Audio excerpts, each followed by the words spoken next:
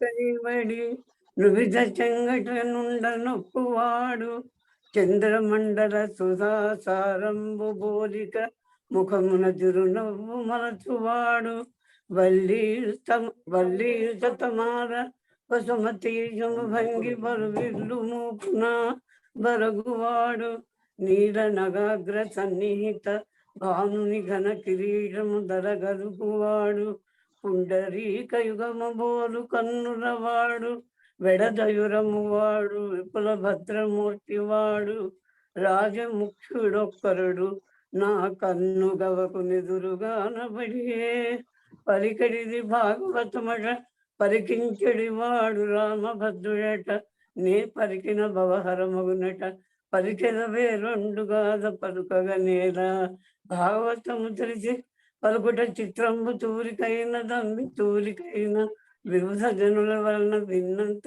తెలియవచ్చినంత తేటబరుతూ ఇవాడు ఆ శక్తి ఇచ్చాడు నువ్వు అన్నావు చెప్పాను. విన్నంత కన్నంత తెలియవచ్చినంత తెలియవచ్చినంత అద్భుతమైన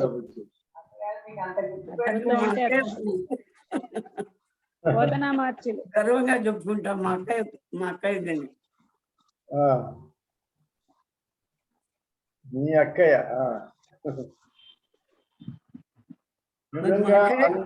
మీ అక్కయ్య మా అమ్మాయింది కదా. నీకేమో మీ అమ్మ కొనిచ్చిందా అబ్బుచ్చి నీకు నేర్పించిందా? ఏమిటే నీకు అబ్బుచ్చివి నేర్పిస్తలే. రాఘవేంద్రని కడుపుతూ ఉన్నాను, ఆ దైవం మురళిని కడుపుతూ ఉంది. అప్పుడు తను తోడుతుండేది, నేనేమో ఆడుకోవడానికి పోతానని దాన్ని అంటే సిగ్గులేదా ఆడుకోవడానికి పోతానంటావు. భాగవతం చదువుకోయి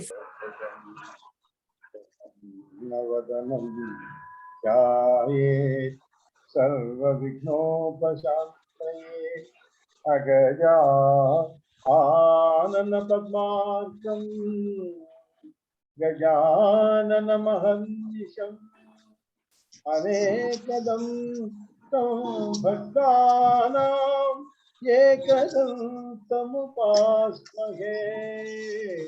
ఏకదంతముపాస్మహే. ఓం గజాననాయ నమః. ఓం వరసిద్ధివినాయకాయ నమః. ఓం మంగళప్రదాతాయ నమః. ఓం పార్వతీప్రియ సంభుజాయ నమః. ఓం శ్రీరాధాయ నమః.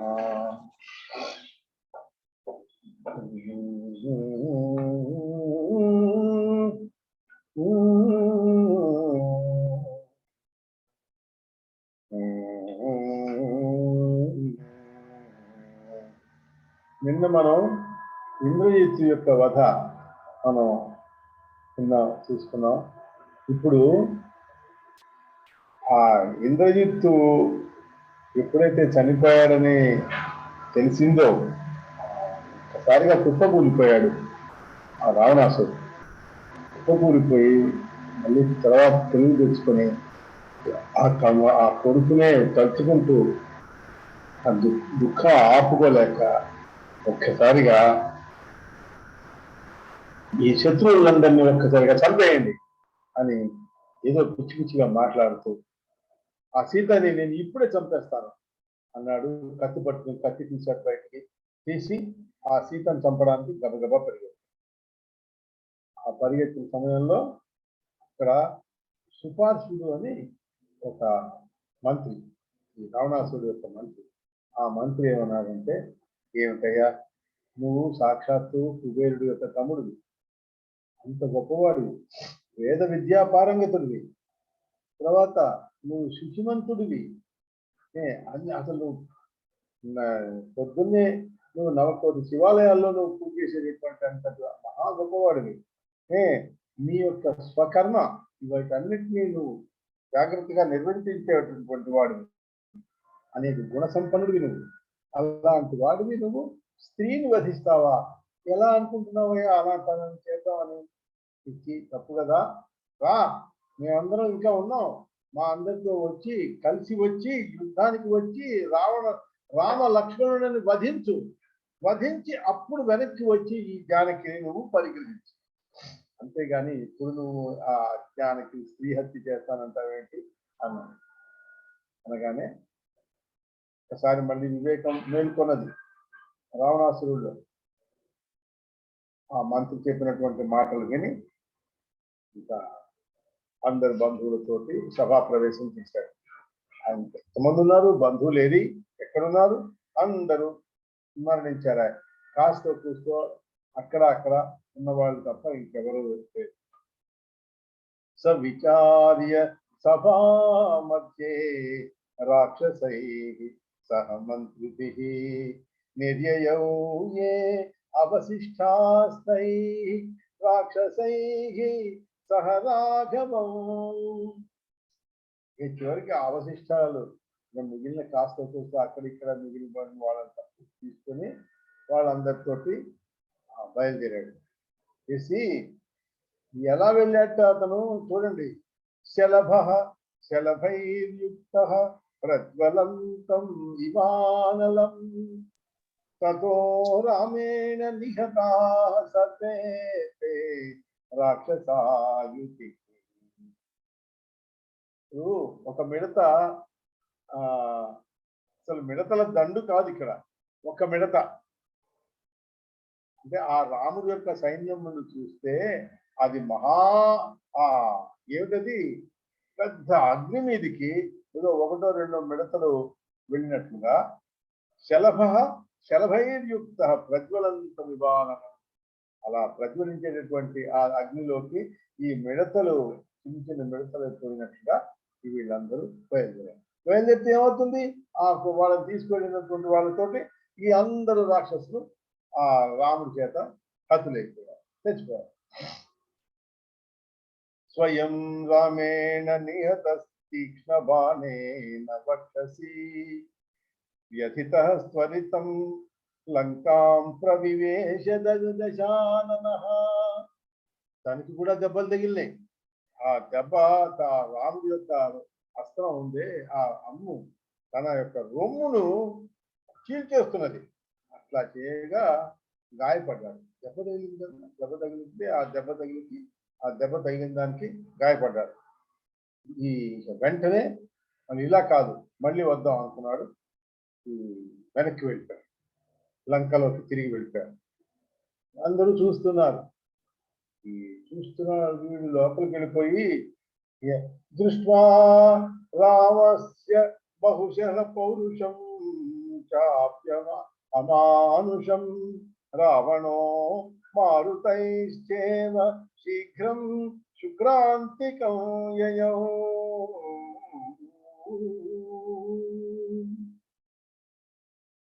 ఈ అనన్య సామాన్యం అమానుషం అయినటువంటి ఈ శ్రీరామచంద్రమూర్తి యొక్క పరాక్రమాన్ని చూస్తుంటే ఏం చేయాలో తెలియట్లేదు.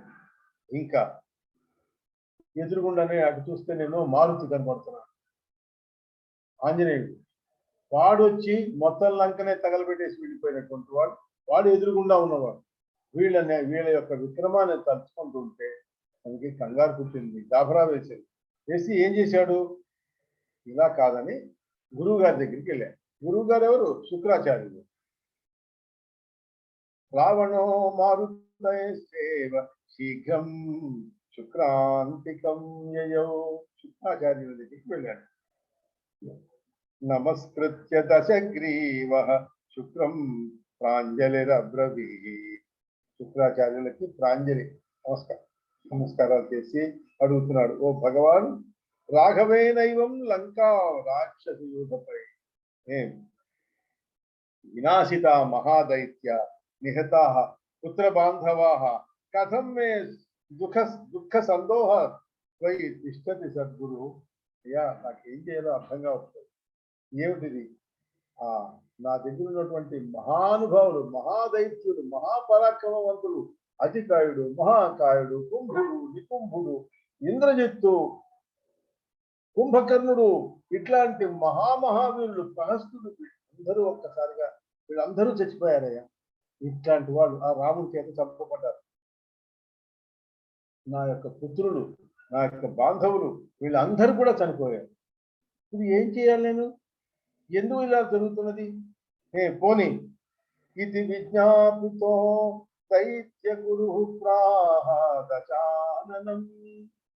అయినా అంతేకాదు స్వామి, నువ్వు మాకు గురువు, మరి మాకెందుకు ఇట్లాంటి గతి పట్టింది, ఏం చెయ్యాలి నాకు అర్థం కావట్లేదు అని విజ్ఞాపన చేశాడు.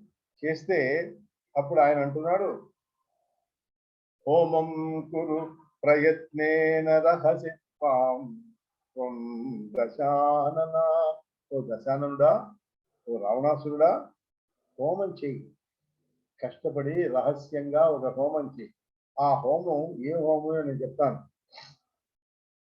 చేసి అది గనక యది విఘ్నో నచేద్ధోమే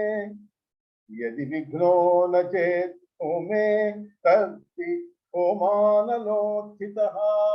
దాంట్లోంచి అలా గనక ఏ విఘ్నం గనక లేకుండా ఈ యుద్ధం గనక జరిగితే, ఈ హోమం గనక పూర్తయితే, దాంట్లోంచి ఆ అనలంలోంచి ఆ అగ్నిలోంచి ఉత్థిత పైకి వస్తాయి. ఏమిటి వస్తాయి? మహాన్ రథశ్చ వాహాశ్చ చాప తూణీర సాయక సంభవిష్యంతి తైర్యుక్త సమజేయో భవిష్యసి. అజేయో ఏమేమిటి వస్తున్నాయి నీకు? మహారథం వస్తుంది, ఇక దాన్ని ఎవరు ఆపలేరు, అంతటి గొప్ప రథం. వాహాశ్చ వాహనాలు అంటే అశ్వాలు, శాపం అత్యంత గొప్పదైనటువంటి నీకు ధనుస్సు, తూణీరాలు అంటే అమ్ముల పొదులు, సాయకాహ అమ్ములు, వీళ్ళు, ఇవన్నీ సంభవిష్యంతి నీకు వస్తాయి. ఇవన్నీ నీకు, వాటి వల్ల నువ్వు అజేయుడు అయిపోతావు. కానీ నువ్వు ఈ యజ్ఞం చెయ్యి. నీకు ఇప్పుడు ఆ యజ్ఞం చేసే పద్ధతి చెప్తాను. గృహాణ మంత్రాన్ మద్దతాన్ గచ్చ హోమం కురు ధృతం. వెంటనే చెయ్యి, నేను నీకు ఒక మంత్రం ఇస్తాను, ఆ మంత్రం జపిస్తూ గనుక నువ్వు ఈ హోమం చేస్తే నువ్వు అతిథ్యుడు. ఈ హోమం కనుక నిర్విఘ్నంగా జరిగితే నువ్వు ఇక నీకు తిరుగుండవు.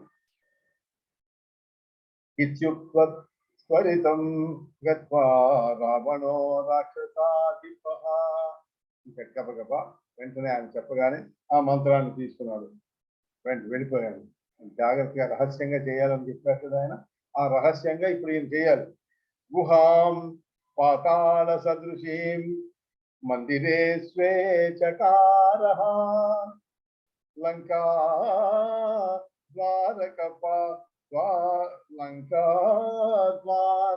ద్వారకవాటాది పద్వా సర్వత్ర యత్నతః. ఒక గుహ తయారు చేయించాడు పాతాళంలో. అంటే ఎంత లోతుగా తన యొక్క మందిరంలోనే, తన రావణ యొక్క అంతఃపుర మందిరంలోనే అది ఒక పాతాళ సదృశ్యమైనటువంటి, అంటే అంత లోతైనటువంటి గుహని ఇతను అప్పటికప్పుడు తయారు చేయించాడు. చేసి హోమద్రవ్యాన్ని సంపాద్య ముక్తాన్యభిచారణే. ఆ అభిచారాలకి కావలసినటువంటి హోమ ద్రవ్యాలు ఉంటాయి, ఆ హోమాలకు కావాల్సినటువంటి శుభోము ఇలాంటివన్నీ అవన్నీ తెచ్చిపెట్టుకున్నాడు. తెచ్చిపెట్టుకుని గుహాం ప్రవిశ్య చైకాంతే మౌని హోమం ప్రచక్రమే. ఇంకా లోపలికి వెళ్ళాడు, కూర్చున్నాడు, ధ్యానంలో కూర్చున్నాడు, మౌనంగా హోమం చేస్తున్నాడు. ప్రచక్రమే హోమాన్ని చేస్తున్నాడు. ఉత్థితం ధూమమాలోక్య మహాంతం రావణానుజః. ఉత్థితం పైకి లేస్తోంది. ఏమిటది? ధూమం. ఆ యజ్ఞం చేస్తున్నాడు కదా హోమం, దాంట్లోంచి పొగ బయటకు వస్తున్నది. ఆ ఎంత గుహలో పెట్టినా ఆ పొగ అయితే బయటికి రావాలి కదా, ఆ బయటకు వచ్చేసిన పొగని చూశాడు. ఆలోక్య మహాంతం రావణానుజః. రావణుడి యొక్క అనుజుడైనటువంటి విభీషణుడు చూశాడు. దీన్ని చూసి రామాయ దర్శయామాస హోమధూమం భయాకుల. రాముడికి కూడా చూపించాడు. ఓయ్ చూడబోయ్యా బాబు, ఇగో ఇక్కడ ఏదో జరగబోతున్నది, రామా చూడు. పశ్య రామ దశగ్రీవో హోమం కర్తుం సమారభత్. చూసావా, దశగ్రీవుడు హోమం చేయబోతున్నాడు, చేస్తున్నాడు. యది హోమ సమాప్త స్వార్థదా అజేయో భవిష్యతి. ఒకవేళ యజ్ఞం కనుక పూర్తి అయిందనుకో ఆ హోమం, ఇంక వాడిని ఎవరు ఆపలేరు, అజేయుడైపోతాడు. కాబట్టి ఏం చేయాలి మొత్తం? అతో విఘ్నాయ హోమస్య ప్రేషయ ఆశు హరీశ్వరాన్. వెంటనే ఈ హోమాన్ని నువ్వు ఆపించాలి, అంటే విఘ్నం కలిగించాలి. కాబట్టి దానికి ఏం చేయాలి? ఆశు హరీశ్వరాన్, ఈ కపినాయకులు ఉన్నారే, ఈ వానర సైన్యం, ఈ గొప్ప వాళ్ళని వీళ్ళందరినీ పంపించు, ఈ హోమం ఆపించాలి, విఘ్నం కలిగించాలి. తథా ఇతి రామ సుగ్రీవ సమ్మతేన అంగదం కపిం. దానికి రాముడు సమ్మతించి సుగ్రీవుడిని, తర్వాత సుగ్రీవుడితో మాట్లాడి అంగదుణ్ణి పంపించాడు.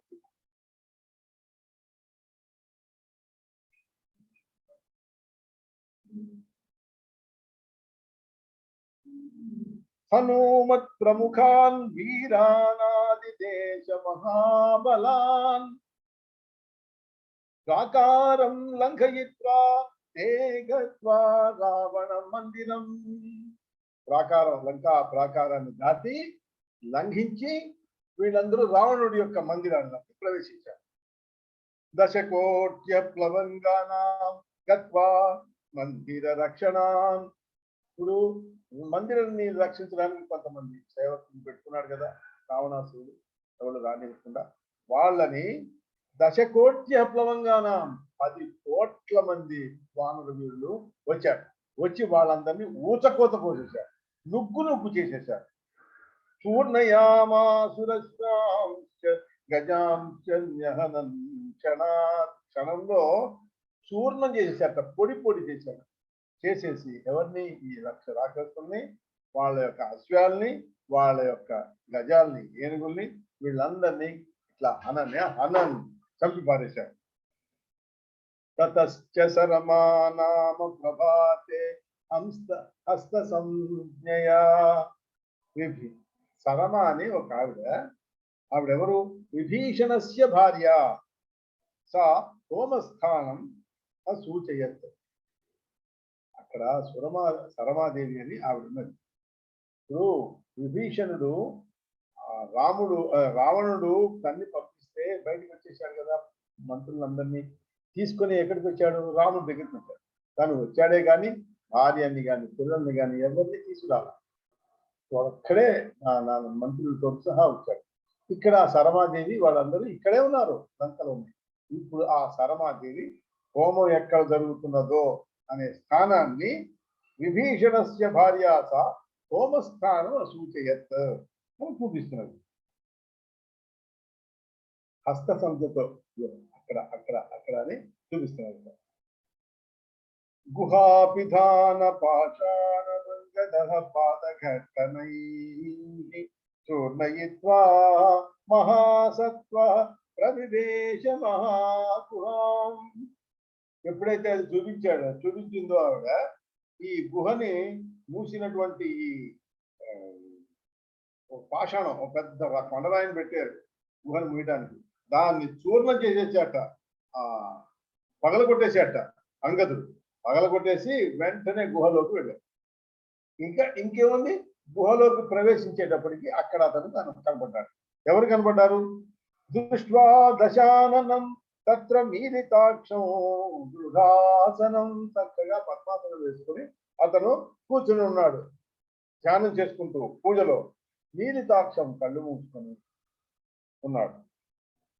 ఎవరు? దశాననుడు. తతో అంగదాజ్ఞయా సర్వే వానరా విచృతం. ఇక అంగదుడి యొక్క ఆజ్ఞతో మేరకి అన్ని అక్కడ ఉన్నటువంటి వస్తువులన్నిటినీ చెల్లా చెదరు చేసేసారట. ఇక ఎంత చెల్లా చెదరు చేశారని అక్కడ వస్తువులన్నీ పారేశారు.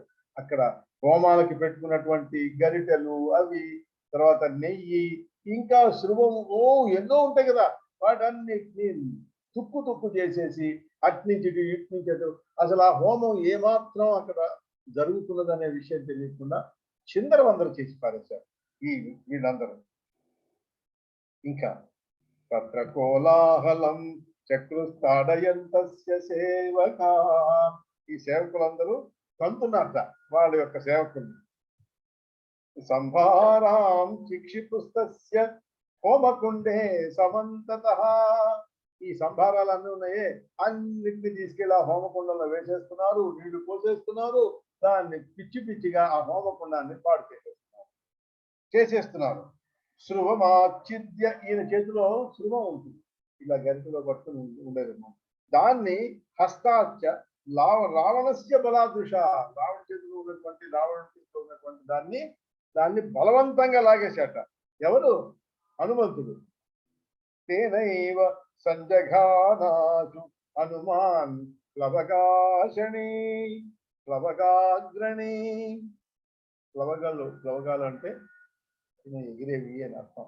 అంటే ఇక్కడ వానరులు, ఈ వానరులలో అగ్రుడైనటువంటి వాడు, గొప్పవాడైనటువంటి వాడు ఈయన ఆ శృభాన్ని రావణుడి యొక్క చేతిలోంచి లాగేశాడు.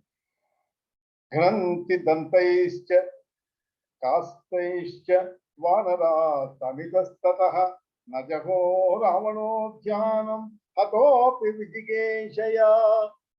వాళ్ళు వీళ్ళందరూ వెళ్ళి ఇక్కడ కొరికేట, ఆ రావణాసురుని పట్టుకుని ఇక్కడ దంతాలతోటి గోళ్లతోటి పీకి కొరుకుతున్నట్ట. ఒళ్ళంతా అటు వెనకాల పడ్డాట.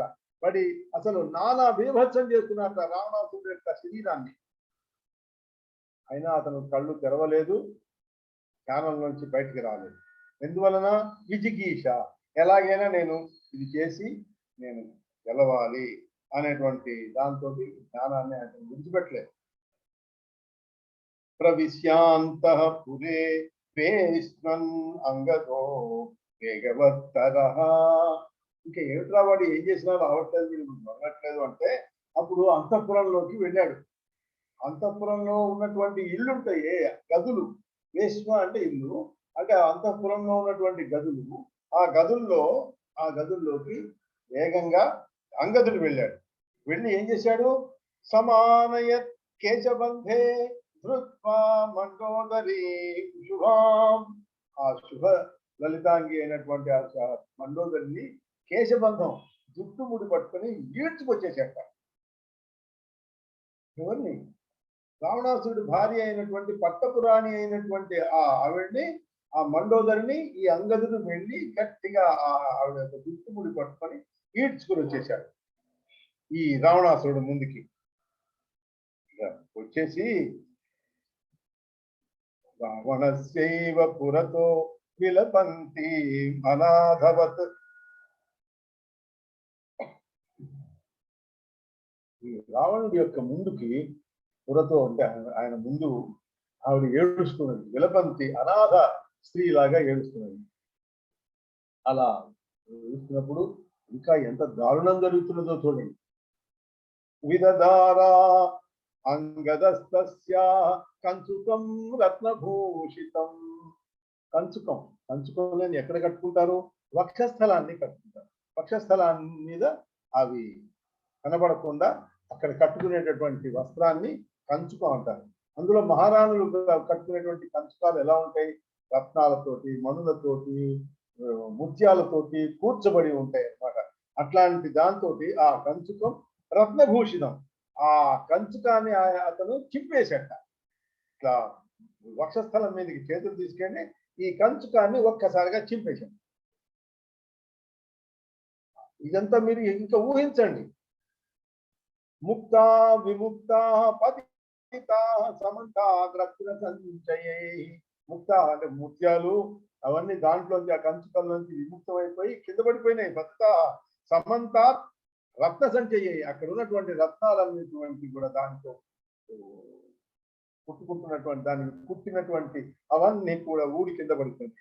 శ్రోణి సూత్రం నిపతితం త్రుటితం రత్న చిత్రితం. శ్రోణి సూత్రం అంటే వడ్డాణం అన్నమాట. విధంగా దాన్ని చీర కట్టుకుంటారు. చీర కట్టుకున్న తర్వాత ఆ చీర జారిపోకుండా దాని మీదకి వడ్డాణం పెడతారు. ఆ వడ్డాణం పెడితే ఏమవుతుంది? జాగ్రత్తగా ఉంటుంది. తర్వాత సౌందర్యానికి చిహ్నం. ఆ వడ్డాణం వలన ఆ స్త్రీ యొక్క సౌందర్యం పెరుగుతున్నది. తర్వాత చీర అటు ఇటు కదలకుండా ఉంటుంది. ఆ శ్రోణి సూత్రం నిపతితం కృతితం రత్న చిత్రితం. ఒక్కసారి దాన్ని కూడా లాగేశాడు. లాగేసేటప్పటికి ఇంకా ఏమైంది, దాంట్లో అక్కడ ఉన్నటువంటి రత్నాలు, ఆ మణులు అవన్నీ కూడా కింద పడిపోయాయి. ఎప్పుడైతే వడ్డాణం పోయిందో ఇప్పుడు ఆ చీరకి ఆ బిగు ఏది ఉండదు కదా, ఆ చీర కూడా జారిపోతున్నది. అంటే ఒక స్త్రీకి పైన వక్షస్థలం మీద ఉన్నటువంటి ఆచ్ఛాదనలో ఉండవలసినటువంటి ఆ కంచుకొని తెగిపడిపోయింది. తర్వాత ఇక్కడ నడుము దగ్గర కట్టుకున్నటువంటి చీర కూడా ఊడిపోతున్నది. కటి ప్రదేశాద్విశస్త్రా నీవీతస్యైవ పశ్యతః. ఇంకా ఏం చేస్తాం, ఆవిడ యొక్క ఆ చీర కట్టుకున్నప్పుడు దానికి కూడా ఏదో ఒక ముడి వేసుకుంటారు కదా, ఆ ముడి కూడా ఊడిపోయింది. అది దాంట్లో జారిపోతున్నది. అంటే ఆ నడుము నుంచి అది కూడా జారిపోయి కింద పడిపోతున్నది, జారసాగింది ఆ చీర. భూషణాని చ సర్వాణి పతితాని సమంతితః. ఈ భూషణాలన్నిటితో సహా అదంతా ఇక ఆవిడ తన యొక్క వస్త్రాలని రక్షించుకుంటూ ఆవిడ విపరీతంగా ఏడ్చేస్తుంది. ఇక ఇంతే కాదు, మిగిలిన వాళ్ళ ఎప్పుడైతే అంగదుడు ఈ పని చేశాడో మిగిలిన వానరులు దేవగంధర్వ కన్యాశ్చ నీతా ప్లవంగమై. ఈ మిగిలిన వానరులు ఉన్నారే వీళ్ళందరూ కూడా మరి అతని యొక్క భార్యలు ఇంకా చాలా మంది ఉన్నారు, దేవతలు ఉన్నారు, గంధర్వులు ఉన్నారు. వీళ్ళందరినీ కూడా తీసుకొచ్చి వాళ్ళకి కూడా అదే గతి పట్టిస్తున్నారు. ఇప్పుడు వాళ్ళు రాజు అదేగా చేస్తున్నాడు, వీళ్ళ యొక్క బట్టలన్నీ విప్పేస్తున్నారు. దాంతో ఈ మందోదరి రురోదాత రావణస్యాగ్రతో దృశ్యం. రావణుడి యొక్క ఎదురుగుండా ఆ మందోదరి దేవి ఇంకా విపరీతంగా ఏడుస్తున్నది. ఏమిటి నా కర్మ ఇది, క్రోశంతి కరుణం దీనా జగాద జగంధరం. ఓ దశకంధరుడా, ఏమిటయ్యా నువ్వు, నిర్లజ్జోసి పరైరైవం కేశపాశే దృశ్యతే. ఎవరో పరాయి వాళ్ళు నీ భార్యని నీ ఎదురుగుండా జుట్టు పట్టుకొని నీకు ఎదురుగుండా తీసుకొస్తే నిర్లజ్జోసి, నీకు సిగ్గులేదా, నువ్వు ఏం పుట్టక పుట్టావు అన్నట్లుగా అనమాట, నీకు సిగ్గులేదా. భార్య తవైవ పురతః కిం జుహోసి న లజ్జసే. నీ యొక్క భార్య నీ ముందు కిం జుహోషి నా లజ్జసే, నీకు సిగ్గులేదు. ఇంత చేసినా హన్యతే పశ్యతో యస్య భార్య పాపైశ్చ శత్రుభి. ఈ శత్రువులు మహాపాపులైనటువంటి వాళ్ళు నీ భార్యని నీ ముందు ఇంత దారుణంగా అవమానిస్తుంటే నువ్వు చూస్తూ కూర్చుంటావా, నువ్వు కదలవా. మర్తవ్యం తేన తత్రైవ జీవితాన్ మరణం వరం. మర్తవ్యం, నువ్వు చచ్చిపోవెందుకయ్యా, అసలు చావు మంచిది కదా దీనికంటే. మర్తవ్యం తేన తత్రైవ జీవితాన్ మరణం వరం. అసలు ఇట్లా నువ్వు బతికి ఉండటం కంటే మరణం మంచిది కదా నీకు. నువ్వు ఎవరి యొక్క ఈ పాపాత్ములైనటువంటి శత్రువులు ఎవరి భార్యని అతని కన్నుల ముందే వేధిస్తూ ఉన్నారో, ఇలా అవమానిస్తూ ఉన్నారో, అలాంటి వాడు బతికి ఉండటం ఎందుకు, వాడు చావాలి. అతని గురించి మండోదరి అంటున్నటువంటి మాటలు ఇవి. మరి ఆవిడ యొక్క శీలానికే నొప్పు వస్తున్నప్పుడు మరి ఎలాంటి మాటలు మాట్లాడుతుంది ఆవిడ. అలాంటి వాడికి బ్రతుకు కంటే చావడమే మేలు అని. మేఘనాథ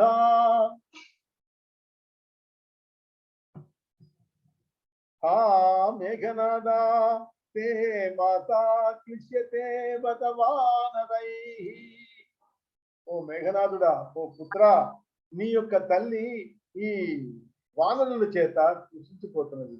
నీ చూడు ఎంత దారుణం అయిపోయిన పరిస్థితి వచ్చిందో. అదే నువ్వు బ్రతికుంటే నాకు ఈ పరిస్థితి వచ్చేది కాదు కదా. నీ తల్లిని నువ్వు వాడివి కదా నువ్వు. త్వయి జీవతి మే దుఃఖమీ కృషం కథం భవే. నువ్వు బ్రతుకుంటే ఇట్లా జరిగేది కాదు కదా, నువ్వు జీవించుంటే నాకు ఇలాంటి దుఃఖం కలిగేది కాదు. ఇంకా నా భర్త ఉన్నాడే, భార్య లజ్జ త్యక్త భద్రామే జీవితాశయ. తన యొక్క బతుకు కోసం భార్య ఎలా పోయినా ఏం జరిగినా భార్యకి నాకేం అభ్యంతరం లేదు అని తన యొక్క బ్రతుకు కోసం పట్టుకున్నాడు. అంటే ఈ హోమం ఏం చేస్తున్నాడు? తను గెలవాలని కదా. అంటే ఇక్కడ ఈ భార్య ఏమైనా పర్వాలేదా? ఈ భార్యని పరాయివాడు ఇంత నీచంగా అవమానించినా కూడా ఏం పర్వాలేదా? నువ్వేమీ చేయలేవా?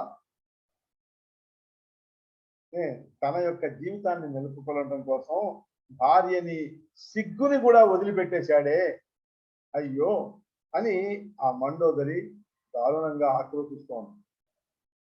ఇక్కడ ఇది ఎదురుగుండా ఇది జరుగుతున్న పరిస్థితిని చూశాడు, గమనించాడు. ఇంకా ధ్యానంలోంచి బయటికి రావక తప్పట్లేదు. ఎందుకంటే ధ్యానం ఉండద్దు. ఎదురుగుండా భార్యకి ఇంత అన్యాయం జరుగుతుంటే ఇంకా నేను ధ్యానం ధ్యానం ధ్యానం ధ్యానం అంటే మంత్రం చదువుతూ ఉంటే ఆ మంత్రం ఎక్కడ ఫలిస్తుంది? ఆ మంత్రం నడవదు. కాబట్టి ఇతను లేచాడు.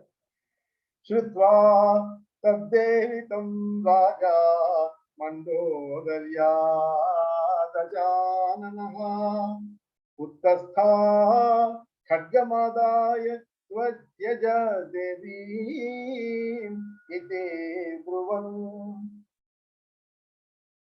ఆ అంగదుడు తన యొక్క భార్యని పట్టుకొని ఇట్లా చేస్తున్నాడు కదా, ఆ బట్టలు చింపడం ఇట్లాంటివన్నీ చేస్తున్నాడు కదా. చేస్తున్నప్పుడు ఇక్కడ చూడండి, ఈ అంగదుడు వీళ్ళందరూ వాళ్ళు ఎందుకు చేస్తున్నారు? ఈ యజ్ఞాన్ని పాడు చేయడమే వాళ్ళ యొక్క ముఖ్యోద్దేశం.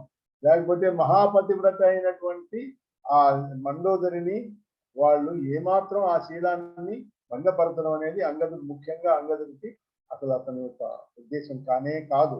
అందుకునే ఇది అంటే ఏంటంటే అతను వీడు ఈ ధ్యానంలోంచి లేచే వరకే వాడి యొక్క డ్యూటీ, అంతవరకే వాడు చేయాలి. చేసిన తర్వాత ఇంకా మండోదరితో వాడికి పని లేదే లేదు. ఇక్కడ స్త్రీవాంఛ, స్త్రీని అవమానించడం అనేది అతని యొక్క ఉద్దేశమే కాదు అని మనం అర్థం చేసుకోవాలి. ఇతను వెంటనే లేచి ఖడ్గమాదాయ, ఖడ్గం తీసుకుని నా దేవిని విడిచిపెట్టు అని గద్దించాడు అంగదుడితో.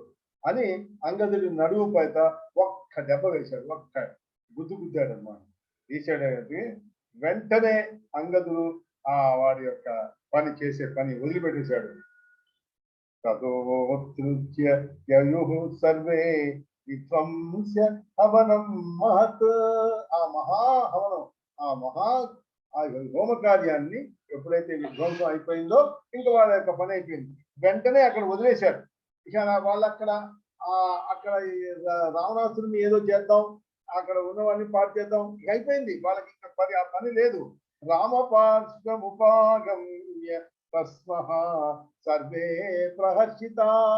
ఎంతో సంతోషం వేసింది. ప్రహర్షిత